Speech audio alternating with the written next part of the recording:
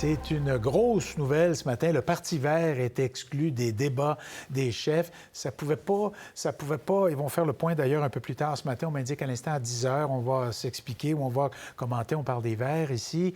On va en discuter tout de suite avec notre journaliste qui est spécialiste en environnement, Étienne Leblanc. Vous êtes gâtés à la maison parce qu'on tombe sur le meilleur pour nous commenter.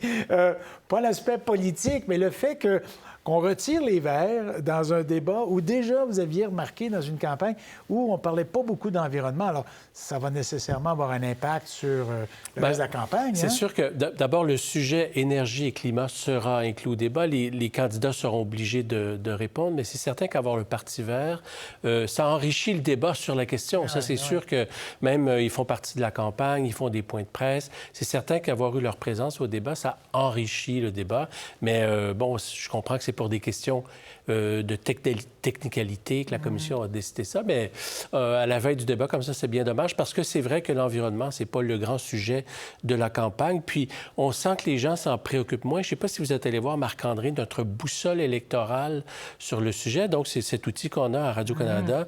On a mesuré, donc, 160 000 utilisateurs fin mars, début avril, à qui on a demandé quel est pour vous l'enjeu le plus important? En 2021, la dernière élection, 24 disaient c'est la question la plus importante. Cette année, 5 wow. Ça arrive au 8e rang sur 10 en jeu.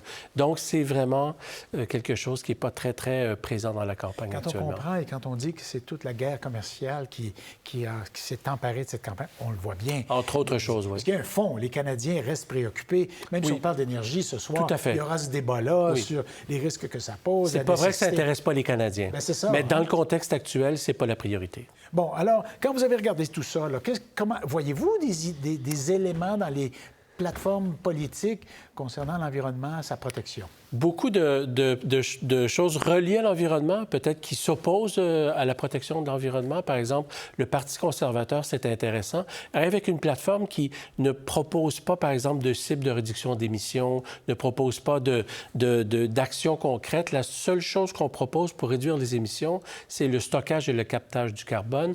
On le sait, M. Poilievre veut avoir des infrastructures énergétiques, un pipeline qui traverse le pays, par exemple, GNL Québec. Il compte beaucoup là-dessus pour accélérer le processus d'approbation. Il dit de 6 mois à 1 an, donc c'est ce qu'il promet. Et puis, il veut abolir les 2 volets, la totalité de la taxe carbone, qu'est-ce que c'est au fond la taxe carbone? C'est de mettre un prix sur la pollution. Monsieur Poilievre promet d'abolir ça. Chez les libéraux, Monsieur Carney a un peu le même but que Monsieur Poilievre, dans le sens où il veut aussi avoir un corridor énergétique dans lequel il veut construire notamment un pipeline. Il appelle ça des énergies conventionnelles. M. Carney, c'est intéressant. Mais il veut aussi donc avoir des énergies renouvelables dans tout ça. Mais lui aussi veut accélérer les processus d'approbation pour avoir ce pipeline qui va mener le pétrole en dehors des États-Unis, idéalement. Et il veut abolir un volet de la taxe carbone, le volet consommateur que que vous et moi payons, que les fermiers payent pour acheter le combustible, etc. Voilà donc pour les libéraux. Bon, les 3 autres partis, les néo-démocrates, le Bloc québécois, les Verts, sont contre l'idée, eux, de ce corridor.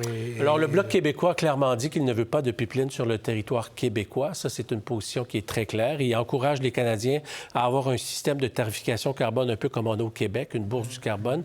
Le NPD dit on ne veut pas de Énergie Est, un pipeline qui traverse le pays.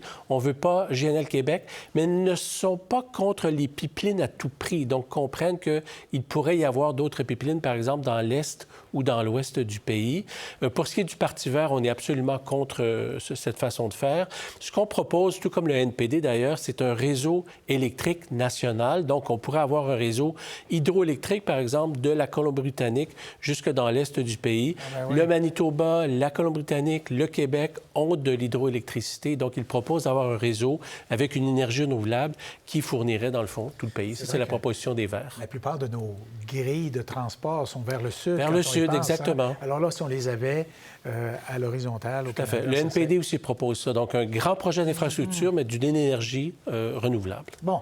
Bien, écoute, il reste encore 12 jours à la campagne. Voilà. On espère que pour ceux à qui ça tient, l'environnement, on verra bien ce qu'ils pourront tirer de cette campagne. Merci, Étienne. À la semaine prochaine. Au plaisir. Pour voir nos émissions en entier, rendez-vous sur la chaîne Ici RDI.